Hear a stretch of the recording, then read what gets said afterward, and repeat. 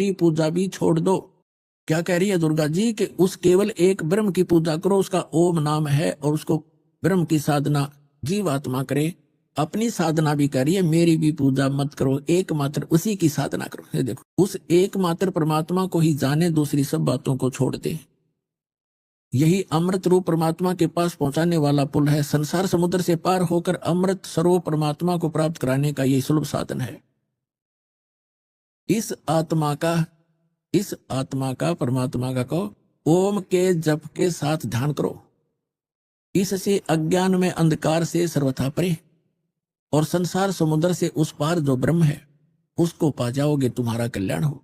स्पष्ट कर दिया कि ओम नाम ब्रह्म का है, और इस ओम नाम के जाप से ब्रह्म को पाने का उद्देश्य रखकर साधना करो, तुम उसको प्राप्त कर जाओगे। और वो कहाँ रहता है? वह है यह सब का आत्मा ब्रह्म, ब्रह्मलोक रूप दिव्य आकाश में स्थित है। वहां रहता ब्रह्मलोक में यह ब्रह्म।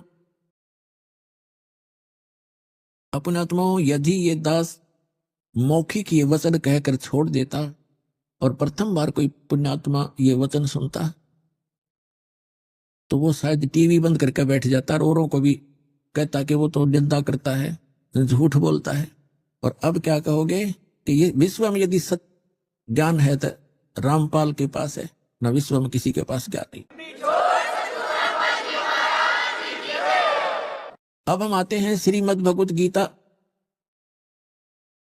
अध्याय नंबर 7 पर।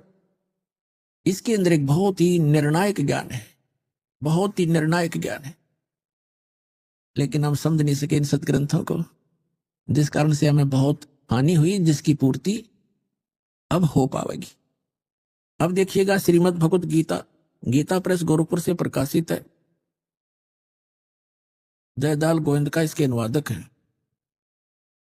यह है 7वां अध्याय। हमने ये पढ़ लिया पहले, फिर पढ़ लेते हैं। प्रथम मंत्र में क्या कहा है कि गीता ज्ञानदाता कहता है, हे पार्थ, अनन्य मन से मुझ में आसक्त चित्त अर्थात अनन्य भाव से मेरे प्राण होकर योग में लगा हुआ, जिस प्रकार से तू समग्र यानी सर्व भाव सब प्रकार से, समग्र माने सब प्रकार से मुझको संशय रहित जानेगा, उसको सुन। अब दूसरे में 7वें अध्याय का श्रीमद् भगवत गीता का दूसरा मंत्र पढ़ते हैं। मैं तेरे लिए इस विज्ञान सही तत्व ज्ञान को संपूर्णता कहूंगा, जिसको जानकर संसार में फिर कुछ भी जानने योग्य शेष नहीं रह जाता। अब तीसरे मंत्र में कहा कि हजारों मनुष्यों में कोई एक मेरी प्राप्ति के लिए यत्न करता है।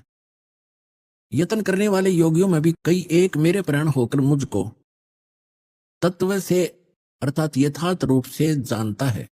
चौथे में